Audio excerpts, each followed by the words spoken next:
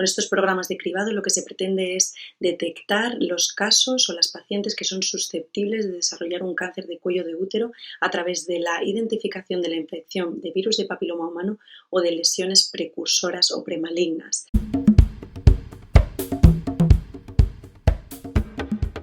Hoy os voy a hablar de las recomendaciones que debe incluir un programa de cribado. Lo esperable en un país industrializado en el que no se realice cribado es que de cada 1000 mujeres a lo largo de su vida vayan a desarrollar un cáncer de cuello de útero entre 31 y 33 casos.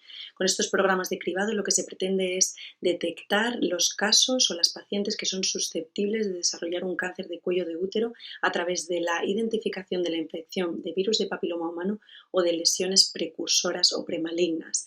De manera que lo que se pretende es disminuir la incidencia y la mortalidad por este cáncer de cuello de útero. Estos programas de cribado se consideran una prevención secundaria porque aunque realizan una detección muy precoz, va a ser cuando ya se haya producido patología. Y en España cada comunidad autónoma tiene su propio programa de cribado y de manera que lo que os voy a contar yo hoy aquí está basado en las recomendaciones de la Asociación Española de Patología Cervical.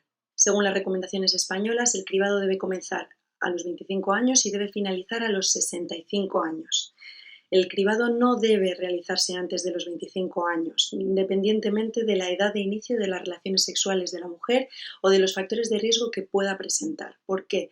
Por debajo de los 25 años tenemos mucha exposición al virus del papiloma humano y tenemos el riesgo de poder detectar lesiones que son benignas o que son transitorias y que se van a resolver espontáneamente. Por lo tanto, estamos exponiendo a una mujer a posibles pruebas innecesarias y tratamientos innecesarios. Para evitar un sobrediagnóstico y un sobretratamiento, no se debe realizar una citología a una mujer por debajo de 25 años. Realizarlo puede tener un elevado costo económico sin reducir la incidencia de cáncer de cuello de útero, puesto que la incidencia en este grupo de edad es muy baja.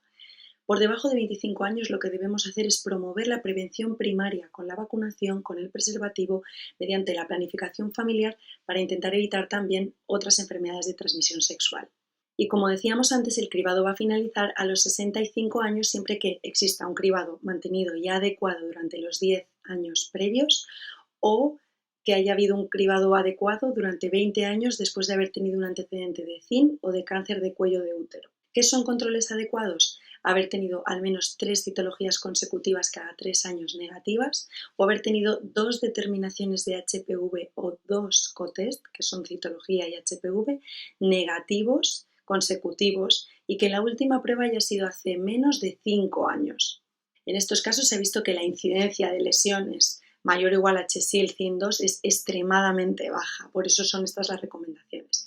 Si la paciente llega a los 65 años y no ha hecho nunca ningún cribado, en ese momento podemos hacer un cotest y si da negativo no es necesario realizar más pruebas. Estableciendo unas recomendaciones por grupos de edades, ya decíamos que por debajo de 25 años no hay que hacer ninguna prueba de cribado. Entre los 25 y los 30 años la recomendación es hacer una prueba de citología cada 3 años hasta los 30 años. Se ha estudiado que el periodo de 3 años es seguro, es el que ha demostrado mejor relación entre incidencia, mortalidad, costes y morbilidad asociada a un posible exceso de colposcopias. Este intervalo solo lo vamos a cortar en mujeres que están inmunodeprimidas y en ningún caso está indicado hacer una muestra del virus del papiloma humano porque hemos visto que la prevalencia en este grupo de mujeres es muy alta. Se estima que en torno a la tercera parte de las mujeres va a ser portadora de infección por HPV, pero que va a ser una infección transitoria, de manera que el cuerpo la va a curar sola, nunca va a llegar a desarrollar lesión y es lo que nos interesa. Para mujeres que se encuentran entre los 30 y los 65 años tenemos varias opciones. Una es hacer la prueba de virus de papiloma humano cada 5 años, otra es hacer citología cada 3 años y otra es hacer cotest cada 5 años. La opción preferente, la que ha demostrado ser mejor, es la detección del virus del papiloma humano cada 5 años. Preferiblemente la muestra se hará en medio reflex para que se pueda hacer un análisis de la citología en la misma muestra que hemos enviado. Y esta prueba nos gusta porque tiene una menor variabilidad interlaboratorio y el valor predictivo negativo es cercano al 99%. Quiere decir que una paciente que tiene un virus negativo tiene muy baja posibilidad de producir una lesión mayor o igual a HSIL o CIN2 en los próximos 5 a 7 años.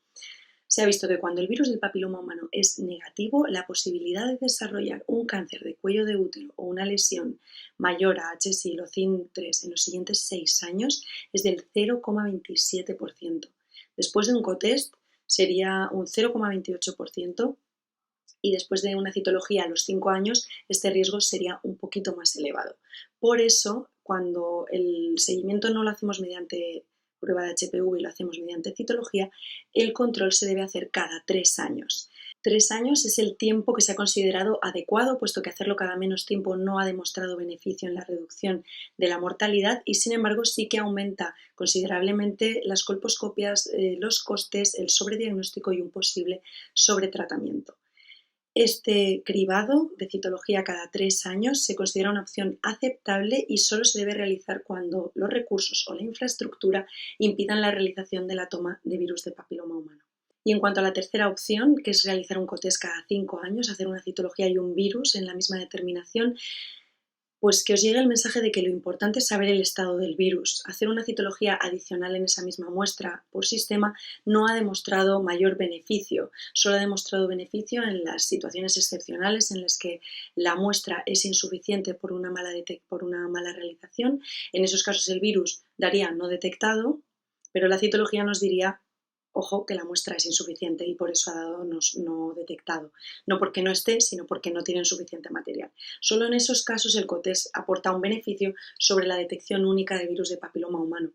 En general, se debe considerar como una opción transitoria hasta que en los programas se establezca solo la prueba de virus de papiloma humano.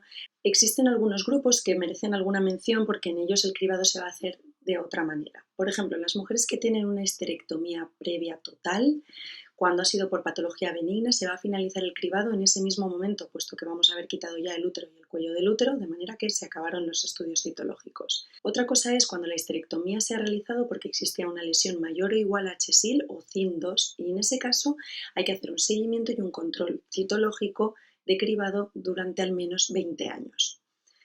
Nos pasa algo parecido cuando tenemos una paciente que ya ha tenido un antecedente de lesión mayor o igual a HSIL o CIN2. En esta paciente primero haremos un seguimiento y después se remitirá al programa de cribado que se debe mantener durante al menos 20 años.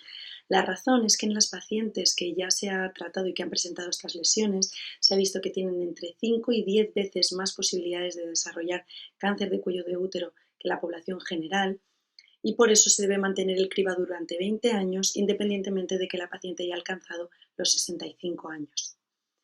Y por último, en las mujeres inmunodeprimidas, en estos casos vamos a empezar el cribado a los 21 años. Acordaos que esta es la única excepción en la que vamos a empezar el cribado antes, y vamos a hacer una citología anual hasta los 30 años. A partir de los 30 años, si la mujer tiene los CD4 mayor de 200 o está haciendo un tratamiento antirretroviral activo, el control se va a poder hacer mediante cotest trienal cada 3 años.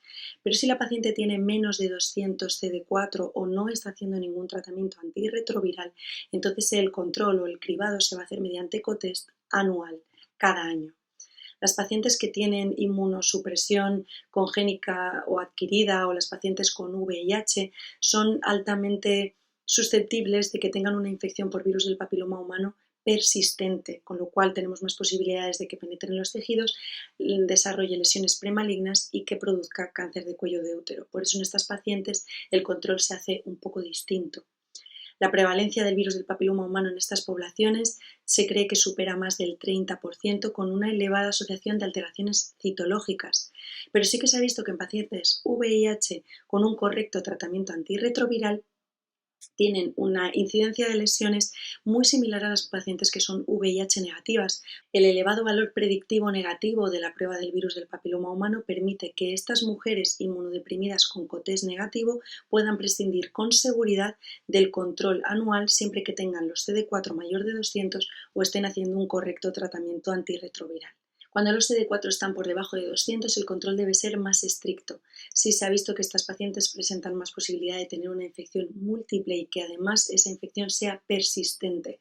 Por lo tanto, tendrán mayor riesgo de desarrollar lesiones premalignas y por eso las debemos seguir más estrechamente. Hacer hincapié en que los programas de cribado son muy importante por esto que estáis viendo, por la elevada incidencia de cáncer de cuello de útero en pacientes que no lo hacen adecuadamente o que no lo han realizado nunca.